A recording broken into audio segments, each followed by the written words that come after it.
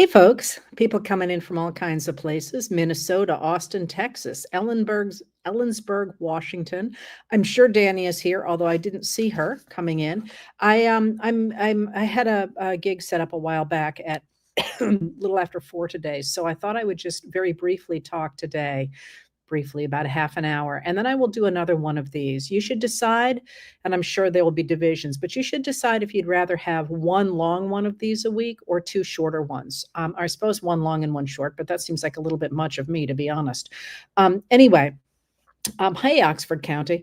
Let me get right into the questions that you really want to know about to begin with. And that is, first of all, what happened with what is sometimes now being called Signal Gate? I am so tired of hearing gate tacked onto everything, but so be it.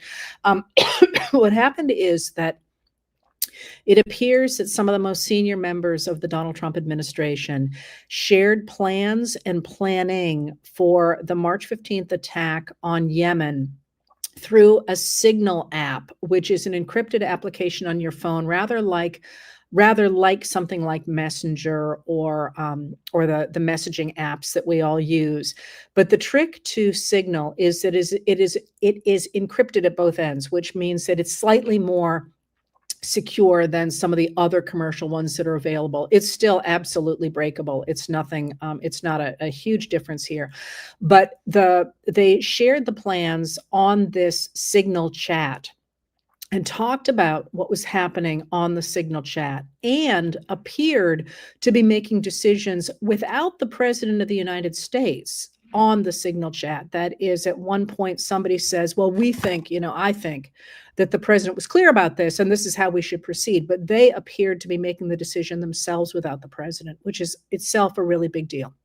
But there are a number of reasons why this matters a lot. The first is, of course, what I just said, that there are principles, including the Vice President of the United States and the Secretary of Defense, Secretary of the Treasury, Secretary of State, the Director of National Intelligence, Tulsi Gabbard, the head of the CIA, John Ratcliffe, this group of about 18 people who made the decision to make a military strike on Yemen. On the Houthis in Yemen, who are a group that are sort of like Hezbollah in Lebanon. They're a group of non-state actors in Yemen who have been attacking shipping in the region. So they made this decision. But first of all, the first issue is that they appeared to make the call without the input of the president. But second, although his chief of staff was there, which is interesting. Anyway, so that's the first. The second piece is that they did it over Signal. All right, so the first problem with doing it over Signal is that Signal is not secure. It can be broken and has been broken. We know that the Politico in Europe, which is the European branch of Politico, reported more than a month ago that Russians had broken into Signal. The Russian intelligence agencies had broken into Signal. It's not a secret. It's not a secret communication means of communication. The United States government has secret means of communication. There are different ways that you can talk secretly if you're part of the administration, and but they chose not to do that. They chose to communicate over Signal, and they were very willing to do that. They all jumped in on it, and nobody said, "Hey, this is illegal," which it is, right? You're not allowed to do that, because you're going to compromise national intelligence, one, and I'll tell you more about that in a second. But two, it appears that one of the reasons, possibly the reason that they used Signal was because you can set Signal to erase messages.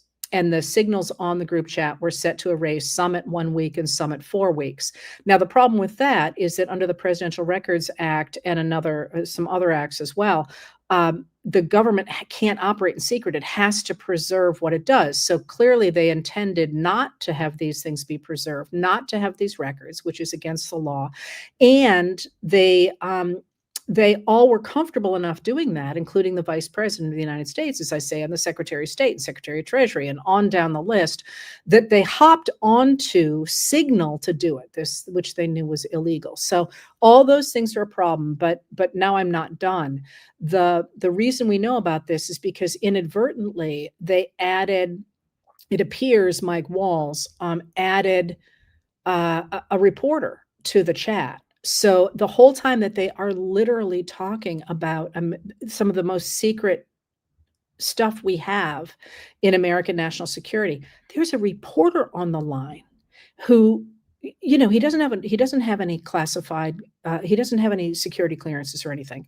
He just got added, apparently inadvertently, although that's the assumption people are making. And I try not to operate on assumptions, so maybe they wanted him there. I don't know, but the point is, he was absolutely not qualified to be there, to the point that he thought it was a scam, it was disinformation. And just so you know, that's really common in what journalists do, and even what people like I do. We are very frequently fished. That is, somebody pretends to be somebody they are not, to try and get us to say something stupid or to be part of a disinformation campaign. And when that happens, what one does, or what I do anyway, is let it play out a little bit, because what you're really interested in is what the person wants of you. So that itself is a story, but you don't assume that if somebody contacts you that they're who they say they are. I never assume that. And almost always they are, but sometimes they're not. And then you want to know who's trying to set something up. That itself is a story. So there's kind of like this intelligence struggle that goes on. So him doing that is not unusual. That is, I suspect most people in this field have had that kind of contact and have let it play out a little bit to see where it was, and who was doing it, because that itself is a story. So he's letting it play out. And he realizes, when they say they're going to be attacking Yemen, and then they do, that he is in fact on this secret chat, and then he gets out of it. He recognizes that he can't be there because he does not have the security clearance to be there. So they are planning this, and they say on this I'm sorry, I'm as incredulous as everybody else. On this unencrypted, on this unsecure channel, they give the name of a CIA operative, and they talk about American weaponry and the sequence of events. And these are our people. These are people who signed up to the military to protect you and me. And these are the people who, above all, are supposed to be working to keep them safe. And they are literally on this unsecure channel, using their names and telling potential enemies where they're going to be on a chat that we know people like the Russians have already broken into. It is, somebody wrote and said, how serious is this? I literally cannot think of a more extraordinary and dangerous breach of our national security ever. I'm not saying there hasn't been one, because some of them probably are still classified that I wouldn't know about. This is huge. And so that it says a number of things. It is enormously dangerous for us. It also says that they knew they were breaking the law and they didn't care. So there is a level here of incompetence that is off the charts. There is also a level of complete disregard for our laws that is incredible. And then there is this sort of, I hate to say Keystone Cops, but the sheer level of sort of cosplay of, man, we're America and we can do this, without any sense of the responsibility for our troops, for our friends who are in harm's way, is absolutely mind-boggling. And then when you step back from that and recognize that the protection of national security has been such a key part of the rise of Donald Trump and the Republicans, and their insistence that former Secretary of State Hillary Clinton had compromised national intelligence, although it was never compromised, and a Republican-dominated investigation repeatedly, and then finally concluded that she had, well, they said she's been careless, but that there had been no danger from it and no leaks from it. And then, of course, they tried to go after Joe Biden for having previously classified information in his possession from when he was a vice president, which he could have had then. And then at the same time that Trump walked off to Mar-a-Lago with all of that highly classified information, it was always smoke and mirrors. And that is enormously frustrating. But in this moment, for me anyway, when you watch just how cavalier they were, quite literally with the lives of the people who are out there protecting us. Some of my favorite people in the world are out there on those lines, and I suspect a lot of you feel the same way too. That's just unconscionable. And then to have many Republican leaders trying to brush this off as nothing important just shows it's not at all about the country. It's about winning. It's about power, and that is the the issue, the most particular issue here. But I think what we're also seeing is something we need to be very aware of, and that is what the Trump administration is, the space in which it's operating right now, is that it is throwing out the window 80 years of American foreign policy in which we had quite strong and important alliances, including the exchange of intelligence. Our previously Five Eyes intelligence organization with the UK, New Zealand, Canada, Australia, and the US was considered one of the, not one of, considered the strongest in the world. Now, the Five Eyes were already getting nervous about sharing information with the United States because they were concerned it would go right to Russia. Now, come on, who would share intelligence with the United States at this point? I mean, you're virtually guaranteeing that your people are going to be in danger. So why would you do it? So there is this divorce from 80 years of our history. And, you saw this in the chats with JD Vance saying, I just hate to help out Europe. I didn't even know where that's coming from. That's such a rejection of our entire history, at least since World War II, but even long before that. His, it almost feels personal in his case because there's no like long history here, that he could say that with a straight face. And then the idea here, of course, is we're switching our allegiance to Russia and to Russia's allies like China and Belarus and Hungary. And that's, I think, leaving us open in a case like this, where it seems possible they didn't care if Russia was listening because they felt like Russia and we were on the same team. I don't know that, but there's a funny, why weren't they concerned when anybody who reads the papers, and mind you, I'm an Americanist. I read the papers like everybody else does in other countries. I read, Politico in Europe, just because one reads Politico in Europe, right? But they're supposed to know this stuff. They knew that. They must have known that, or if they didn't, they shouldn't be in those positions. So there's also this 80-year switch going on, that I think is and upending a lot of stuff. And one of the things it's upending is the real talent that we used to have in our intelligence agencies and in our national security system and at the head of our foreign affairs. And we just don't have that anymore. So the question there's a couple of questions you asked that I want to get into quickly here. People have asked, will it matter?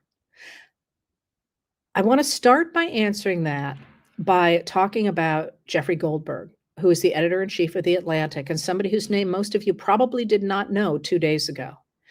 And I want to remind you that Jeffrey Goldberg got on that chat by chance, right? It could have been you or me or somebody in Belarus or any number of people who could have been on that chat. Now, I assume he was in the phone of Michael Walls is how he got on there, but we're all on other people's phones, right? The point I'm trying to make here is that he could have done a lot of things. He could have sold that story to a foreign government. He did not do that. He could have taken screenshots, kept his mouth shut, and written a kill-all book in 2 years that would have sold like hotcakes. He could have blackmailed somebody. He didn't do that either. He could have gotten right off the chat and kept his mouth shut. He could have done any number of things that would have made it so none of us knew what had happened here. And what he did was he has taken the extraordinary step and the extraordinarily dangerous step of letting us all know what happened in our names and to us. And I think that's a really important piece of this here, that he's just one guy. And he has a paycheck, and I don't know anything about him. I assume he's got a family. I know he's a good writer, actually. I shouldn't say I know nothing about him. I do read him. But he put his neck out there for the rest of us. And he has changed history because he did the right thing. And it wasn't the easy thing, and it wasn't the thing that would, make him rich. It wasn't the thing that would get him a publishing contract. It wasn't the thing that would make trouble go away. He did the right thing. And when we talk about whether this is gonna matter, this is huge, and it should matter to all of us. And I think if you imagine this being, any Democratic administration, but even most administrations, Pete Hegseth, the Secretary of Defense, would already have resigned. So would Michael Waltz, probably Tulsi Gabbard. This is a really big deal. And for the Republicans to be like, as Mike Johnson said last night, well, I'm sure they'll take steps to make sure this never happens again. No, no, no, no, no. That's ridiculous. These are breaches that all Americans understand. After all, Lock Her Up was about the idea of letting secret information even be available to another country. Not that that happened, but in this case, they literally included somebody without a security clearance on the call, and it was an unsecure call, and they used the names of a CIA officer and and war plans. I mean, aside from publishing it in Moscow Today, I don't know how you could have made it more easily accessible to people who wish us ill. And these are things I think that people understand. But here's the kicker, and here's why I wanted to call your attention to. I believe it's Olga Lautman, by the way, who discovered that Steve Witkoff, who is Trump's Ukraine and Russian special envoy, was actually in Moscow when he was on this chat. And at one point, he was kept waiting for many hours by the Kremlin. For all we know, he was, they were keeping him waiting because they were reading his chats anyway. But that's now getting around a lot. But I think it was Olga Lautman, who is a very close follower of Russian events. And it's getting picked up everywhere. And I sort of feel like she ought to get a little credit for that, because I saw it last night, quite late, after midnight last night, from her. And I think she's the one who said, wait a minute, let me check the who's where. And she's the one who followed that. So the reason I mentioned this about Goldberg and Lautman, for that matter, is because these are individual people who are doing the right thing. And one of the problems with the Trump administration is it's hard for stories to stick because there are so many stories. Most administrations try not to have scandals because they don't want the bad press. The Trump administration has gone the other way. It wants scandals constantly because you can't grab hold of anything when everything goes by you so quickly. So what will make this stick is us calling Republican and Democratic leaders, but especially Republican senators who confirmed Hegseth and Tulsi Gabbard and John Ratcliffe at DNI. He's at CIA. Tulsi Gabbard's at DNI, who confirmed all these people. And there are lists of those circulating, and they should hear from us until they take the phones off the hook. Because if there's one thing a government is supposed to do, it's keep its people safe. And they are pissing that out the window. I mean, this is the one refrain you heard again and again and again yesterday is we are not safe with these people in charge, and we're not. All right. So, my emphasis there, and I'm watching the clock here because I want to get to two other things quickly here. My emphasis here is don't let this go. Don't let any of it go. I'm still mad about the fact he gave blanket pardons to the January 6th rioters. And there's plenty of stuff to get mad about, but don't lose hope on this, because the level of incompetence here and the amount of trouble that they are causing is not going to get better. It's going to get worse. And we need to speak up about that, and not to think that, I'm seeing so many people saying it's not going to matter. It's not going to matter. It's going to matter if we insist it matters. And that includes, by the way, I would say, complaining to media outlets that are barely mentioning it. It was on the front page of the New York Times today. It was just a column. It wasn't the headline. It was just a column. And again, in terms of importance, remember how much traction they gave to Hillary Clinton's emails, which turned out to be a nothing burger. By the way, and this is an aside I don't have the time for, but what the heck? If you want to read the report on Hillary Clinton's emails, it's ridiculously hard to find. It is public, But if you just Google it, at least last time I tried, it doesn't come up. It is public, though. The way you have to get to it is you have to go in through Chuck Grassley, who was the leader of the committee at the time that was looking into that. You go in through his website, and then you can find it in there. That's where it lives. And you can read the whole thing there. And I wrote about this, by the way. It came out in October of 2020, I think it was. No, October of 2019. And you can read the whole thing and you will see they're like, kind of a nothing burger here, but they hid it because they'd put so much effort into making it become such a big deal. So the trick here will be to make sure that we continue to make it a big deal. I want to get on to the stories that we missed because of that, though. And I'm really torn tonight because tonight is a really important historical anniversary that I always like to honor. It's the night of the Triangle Shirtwaist Fire. And that's really important because that's what led to the Social Security Act, among other things. But I'm torn because the piece that I wanted to write last night and the story of the Signal chat took up all my space, is that there was another scandal yesterday, and now there's another one today, and they're getting not a lot of oxygen, and these are important too. The one I wanted to write about yesterday was a story from 2 days ago, I think it was, maybe 3 days ago now, by Jacob Bogage of the Washington Post, in which he broke the story that then later got picked up by Talking Points Memo and then by the New Republic and by a number of other places as well, that because the so-called Department of Government Efficiency has fired so many people, and the cuts that the Republicans have made to the IRS, says that the senior people in the IRS say that the IRS is going to the government is going to gather through tax revenue $500 billion with a B. That's $500 billion less than it was projected to last year.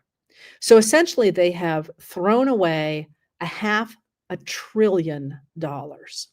Now let's think about where we think that money is going to come from.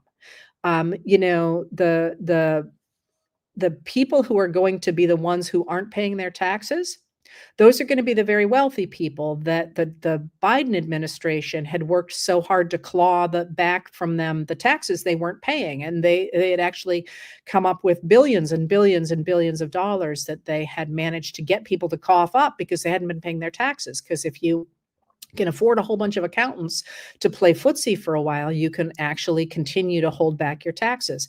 And that's what the Department of Government Efficiency has done, is it's gotten rid of the people who are in the divisions that make sure the very wealthy people pay their taxes.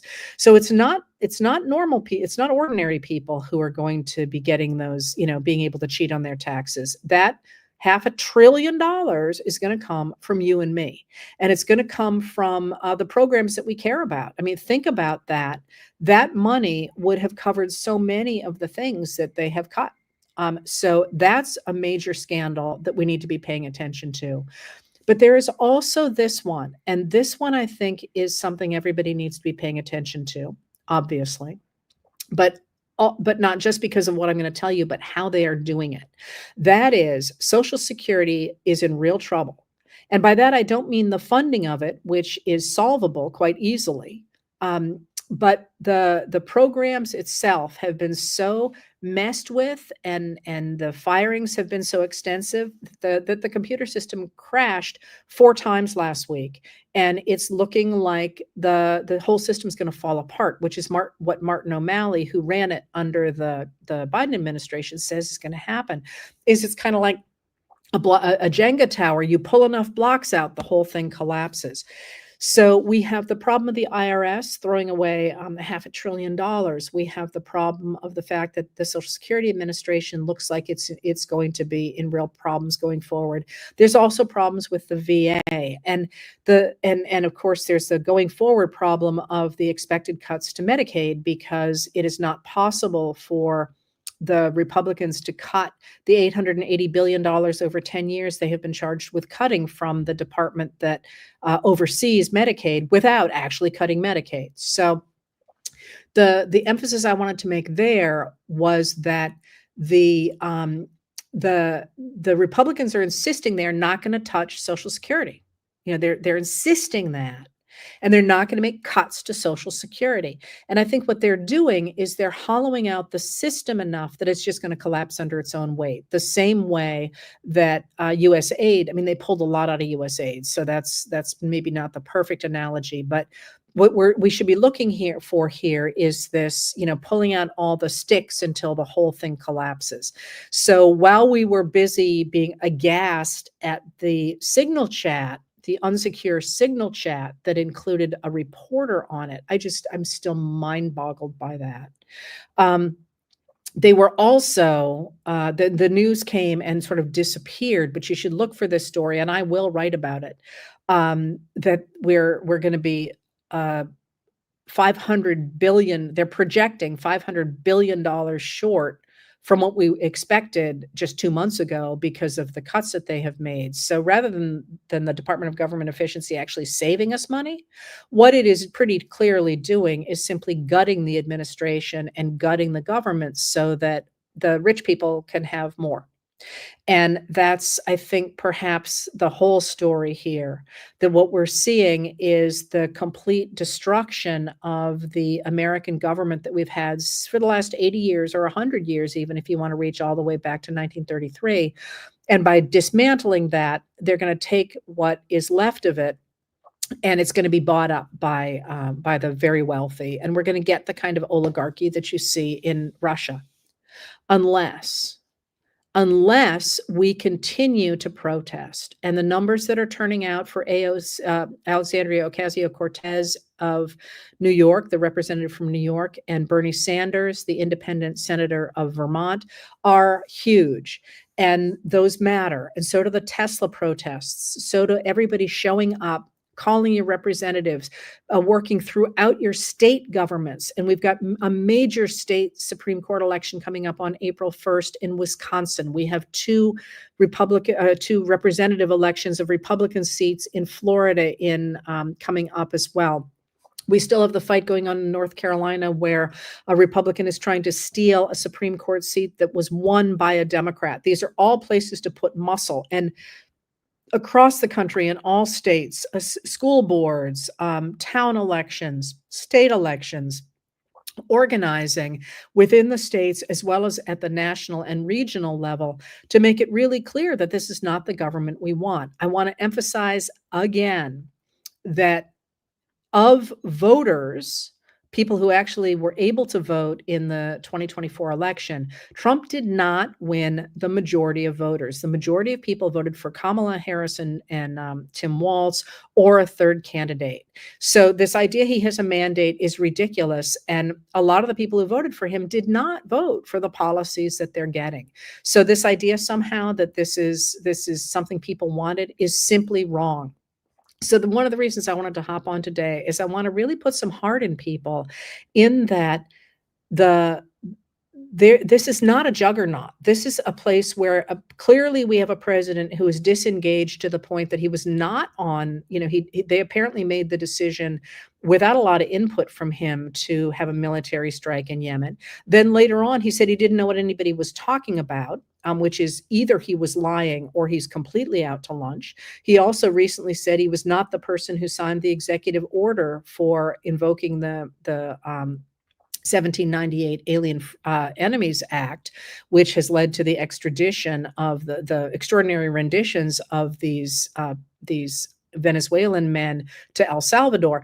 I mean, you got a president here who is not seemingly connected to what's happening. You have Elon Musk, who is in real trouble with Tesla and who is just creating havoc within the Department of Government Efficiency. The Republicans are split among themselves in Congress, where they're supposed to be legislating, but they can't agree on anything. And what they are doing is enormously unpopular. It is enormously unpopular. So the last thing we want to do right now is to roll over and play dead. And I want to emphasize here that this is not about being a Republican or an independent or a Democrat. This is about defending American democracy against a very small group of largely wealthy people who are trying to take over our country for themselves, and they don't appear to care who gets hurt in the process. So I wanted to hop on today and urge you to continue to care and to continue to speak up and to have heart, because honestly, I don't know the man, and probably sound like I'm his best friend. I've literally never been in a room with him. What Jeffrey Goldberg did really mattered, and he didn't have to do it. He really could have just been quiet, erased the chat, and said, I was never here. And instead, he really put his neck out. And you think of how many of us there are on this side of democracy. And the more of us who put our neck out like that, even to stand up for someone like him, the better the chance that we really can get this country back and start to do what we really should be doing, which is arguing about policy, not about whether or not democracy should survive. Okay, thanks for being here. I'm going to run now, but if you like the shorter version, I'm happy to do more shorter versions. And I'm going to keep continuing to build here on YouTube and doing a bunch of different stuff. We have more of those interviews coming up now. And so far, we've got a really cool list of people. It's fun. Once we started thinking of people I wanted to talk to, it's not your usual list, but they're all interesting people. All right. Thank you for being here, and I will see you soon.